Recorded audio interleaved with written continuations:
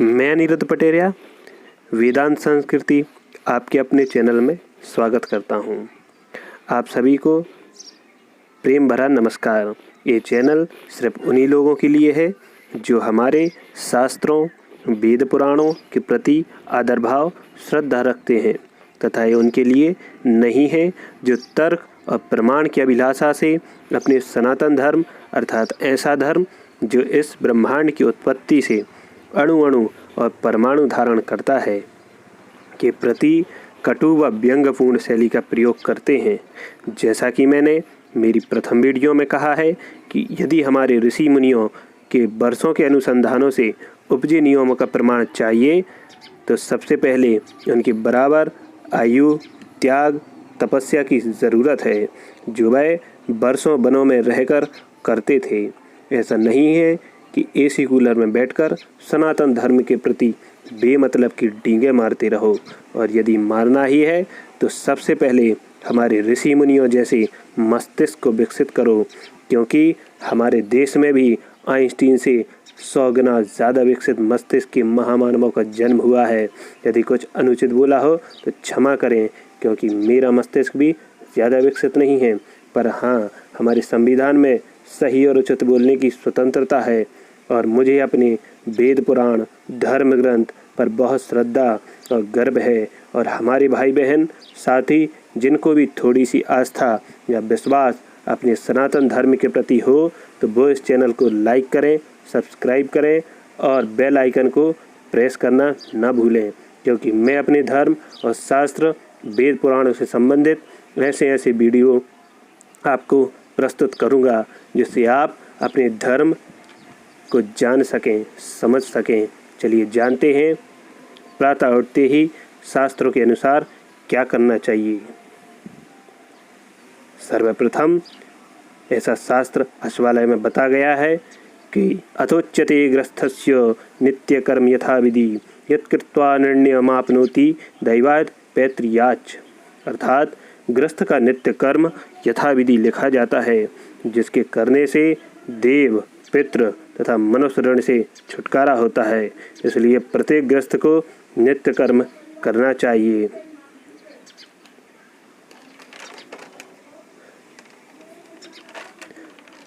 दूसरा ऐसा नियम आया है कि संध्या स्नानम जपश्चैव देवतान पूजनम वैश्वदेवम तथा नित्यम षट्कर्माणि दिने दिने, अर्थात स्नान, संध्या, जप, देवताओं का पूजन, वैश्वदेव और अतिथि सत्कार, ये 6 कर्म नित्य करने चाहिए। ऐसा बृहस्पति स्मृति में बतलाया गया है।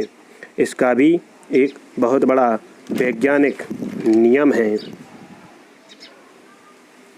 क्योंकि सूर्योदय से 1 घंटा पूर्व ब्रह्म मुहूर्त होता है। दोस्तों, इस समय का वैज्ञानिक महत्व भी है, क्योंकि इस समय प्रकृति सबसे ज़्यादा शांत रहती है और प्राणवायु का स्तर भी उच्च होता है।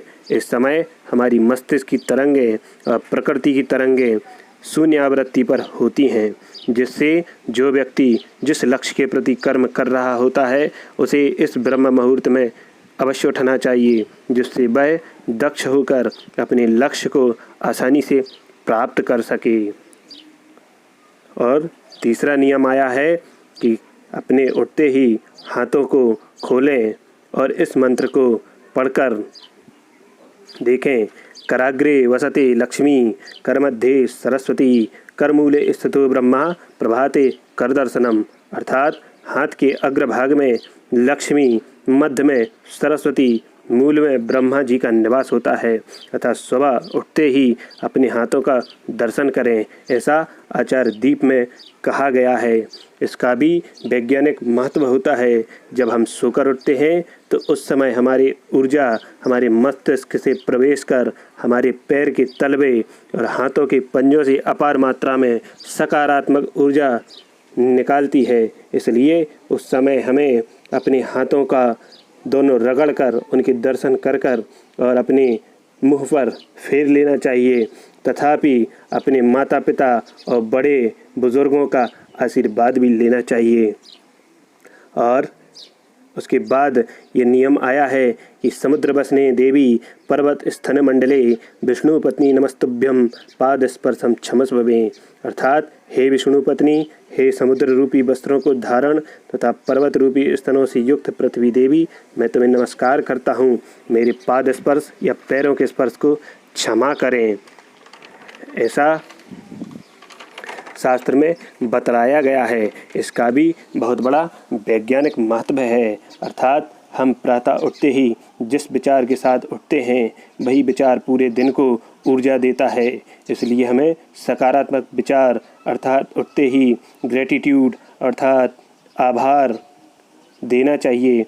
या कोई भी दैनिक सामग्री हो, माता पिता हो, वस्त्र हो, प्रयोग की कोई भी वस्तु हो, खुद का शरीर हो, सबके प्रति परमात्मा को आभार व्यक्त करना चाहिए।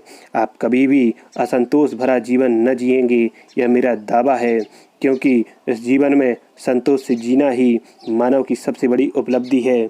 उठते ही यह प्रार्थना करना चाहिए कि हे परमात्मा, मैं आज जागा हूँ और मेरा शरीर स्वस्थ है। फिर परमात्मा आपका आभार और धरती माँ को प्रणाम करने के बाद प्रणाम किया, इस योग्य हूँ कि मैं इस धरती पर अपना पैर रखने योग्य हूँ। इसी प्रकार हर उस उपयोग करने वाली वस्तु जिसका तुम उपयोग करते हो आभार प्रकट करो, क्योंकि शायद जो चीज़ें या वस्तुएं इस क्षण तुम्हारे पास हैं वो किसी और को नसीब भी नहीं हो रही हैं। इसलिए हर वस्तु को आभार ग्रेटिट्यूड दो। नमस्कार।